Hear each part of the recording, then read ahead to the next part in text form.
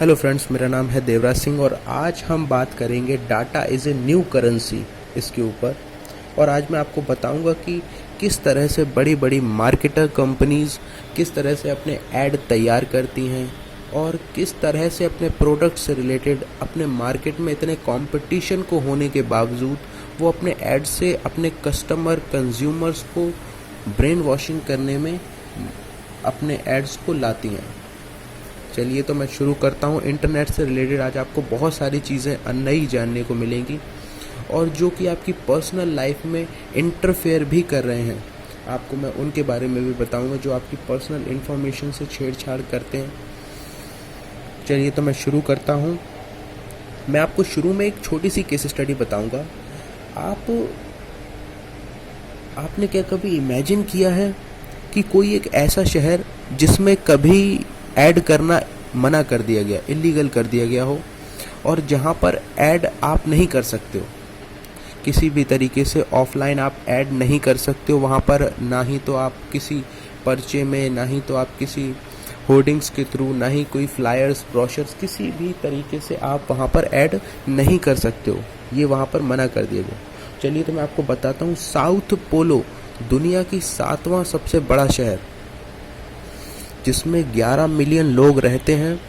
सितंबर 2006 में वहाँ एक कानून बनाया गया जहाँ पर हर प्रकार का ऐड करना ऑफलाइन मना कर दिया गया, चाहे फिर वो फ्लाइंग हो, ब्रोशर्स हो, या बड़ी बड़ी होर्डिंग्स हो, या किसी भी तरीके से वहाँ पर मना कर दिया गया, जिसकी वजह से उस शहर का $133 मिलियन उसी साल नुकसान हुआ और वहाँ के 20,000 लोगों को अपनी जॉब से हाथ धोना पड़ा, जो कि काफ़ी बड़ा नुकसान हुआ। लेकिन एक अच्छी खबर ये है कि शहर चलता रहा, शहर को कोई बहुत ज़्यादा नुकसान इतना भी नहीं हुआ कि जिसकी वजह से शहर रुक जाए या शहर में कोई बहुत बड़ी आपदा आ जाए, परेशानी पैदा हो जाए। वहाँ नुकसान ज़रूर हुआ। ये तो बात मैंने की थी ऑफलाइन। अब मैं आपको बात बताता हूँ थोड़ा इंटरनेट के ऊपर। जैसे कि हम इंटरनेट पर अपना मैक्सिमम आजकल टाइम यूथ और हर व्यक्ति अपना यूज़ करता है या इन्वेस्ट करता है। इंटरनेट पर हम यूट्यूब पर जाते हैं या फिर हम अपने इंटरनेट पे गूगल के कई साइट्स को एनालाइज करते हैं, कई चीज़ों की रिसर्च करते हैं, कई वीडियोस देखते हैं अलग अलग जाके। कई सारे ऐप सोशल मीडिया के हम यूज़ करते हैं। ये सोशल मीडिया के जितने भी ऐप्स हैं, ये इंटरनेट है, वेबसाइट्स हैं, ये किस तरह से बनाई जाती हैं या किस तरह से हमारे कंज्यूमर बिहेवियर को एनालाइज करती हैं। तो मैं आपको बता दूं कि इस पर जितने भी आपके ऐड बनाए जाते हैं वो सभी कहीं ना कहीं इंटरनेट की कई वेबसाइट से हेल्प ली जाती है और आपके डाटा, आपके पर्सनल डाटा को ये लोग यूज़ करते हैं।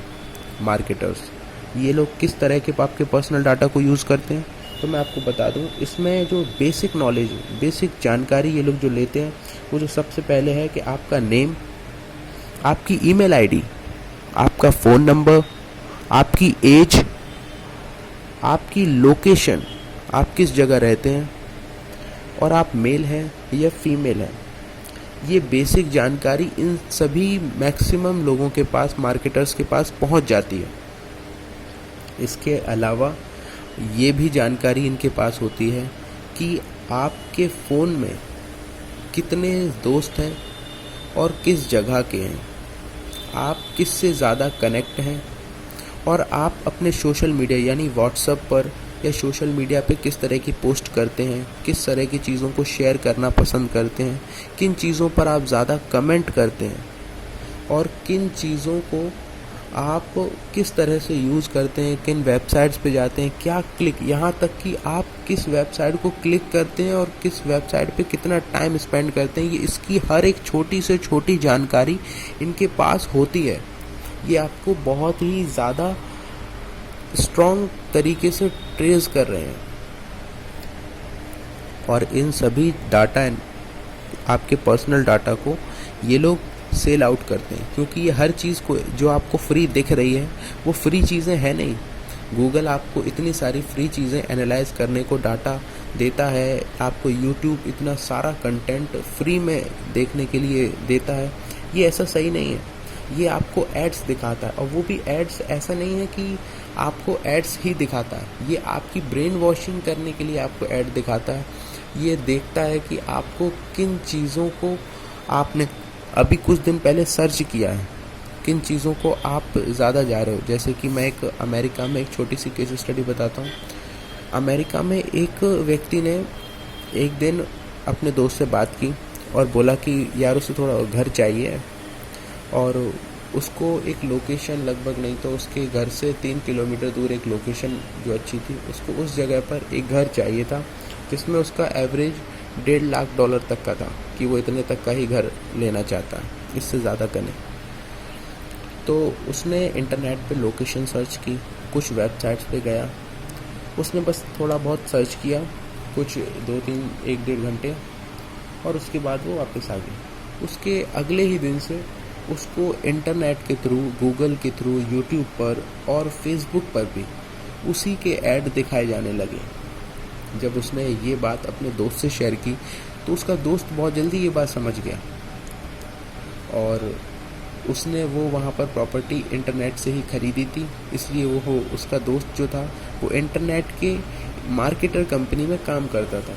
तो वो ये चीज़ समझ गया कि ये पसंद उसकी नहीं बल्कि कई कंपनियों की थ्रू उसको ये डाटा कन्वेंस करने के लिए दिया गया, जिसमें कि वो सफल भी हुए, उन्होंने उसे कन्वेंस कर लिया।